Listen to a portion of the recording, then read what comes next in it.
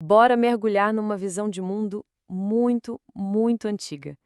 Numa época em que a matéria era considerada viva e o trabalho dos ferreiros era uma espécie de ritual sagrado, a gente vai descobrir como o metal não era visto como algo inerte, mas sim como um embrião crescendo no grande útero da Mãe Terra.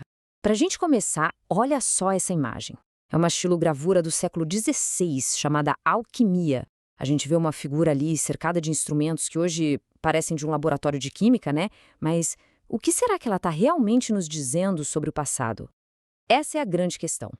Então, o que a gente está vendo aqui? Uma química meio primitiva ali no seu laboratório? Ou seria uma sacerdotisa celebrando um ritual sagrado? É exatamente essa tensão que a gente vai explorar. Esse abismo que existe entre a nossa visão moderna da química e a compreensão ancestral, sagrada da matéria.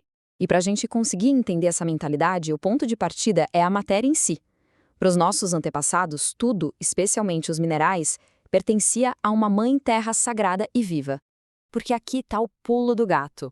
Na visão de mundo arcaica, a matéria não era uma coisa inerte, ela estava viva. O reino mineral não era só um monte de pedra morta, mas uma entidade que respirava, crescia e se transformava. E a chave para entender tudo isso está numa metáfora central, que é a da Terra como um corpo materno, sabe? Um grande organismo que gera vida. Aí que entra o conceito de Terra Mater, a Mãe Terra. É a crença de que o nosso planeta é um ser vivo e que tudo que existe dentro dele, rochas, minerais, metais, faz parte do seu ciclo vital. As pedras, por exemplo, eram vistas como os ossos dela. E é a partir daqui que a coisa fica ainda mais poderosa. As minas não eram simples buracos, de jeito nenhum. Eram o útero da Terra. E os minérios lá dentro não eram rochas inertes, eram considerados embriões, crescendo lentamente no ventre do planeta a caminho da perfeição. E essa citação do historiador Mircea Eliade, olha, ela resume isso de um jeito incrível. Ele diz que mineiros e metalúrgicos intervêm no processo da embriologia subterrânea. O seu trabalho substitui a obra do tempo. O que ele quer dizer com isso? Basicamente que o trabalho deles era uma forma de obstetrícia. Eles não estavam só extraindo, eles estavam acelerando uma gestação geológica. Estavam ajudando a Terra a dar à luz os metais mais depressa. Mas calma, que não para por aí. Essa visão de mundo ia ainda mais fundo, a ponto de sexualizar todo o cosmos, incluindo o próprio reino mineral. E olha, disso não era só uma metáfora, não. Era um sistema prático de classificação. Desde o chitara na África, que diferenciavam minerais machos, duros e negros, de minerais fêmeas, macios e avermelhados, até a China antiga, com seus metais yang e yin. A crença era universal. Para a fusão acontecer, era preciso unir os dois princípios, num tipo de casamento de minerais, que por sua vez levaria a um nascimento metálico. E quem estava no centro de todo esse universo sagrado? Eles mesmos, os ferreiros e os metalúrgicos. E eles não eram meros artesãos de jeito nenhum. Eram considerados mestres de um poder de fogo, literalmente. Para a gente ter uma ideia, nem as ferramentas deles eram coisas sem vida. Eram parceiras mágicas na empreitada. O martelo era visto como um herdeiro dos deuses da tempestade. Os folhes continham a dignidade, a alma do mestre. A bigorna era tratada como realeza, como um príncipe ou uma noiva. E a fornalha, claro, era o segundo útero, a matriz artificial onde o embrião de metal finalmente completaria sua gestação acelerada. E tudo isso fazia do ferreiro uma figura bem complexa. Por um lado, ele era o mestre do fogo sagrado, um parceiro da própria natureza. Por outro, era o cara que forjava armas mortais, ligado à guerra e à violência. Por isso, ele era ao mesmo tempo respeitado e temido, visto como um criador quase divino e potencialmente uma força demoníaca. E é isso que nos leva para o coração dessa visão de mundo, para sua crença mais profunda e talvez a mais perturbadora de todas. Pensa bem, qual é o preço da criação? O que é preciso para dar vida a algo que nunca existiu antes? Pois é. Para os nossos antepassados, a resposta era uma só, e era brutal: a própria vida.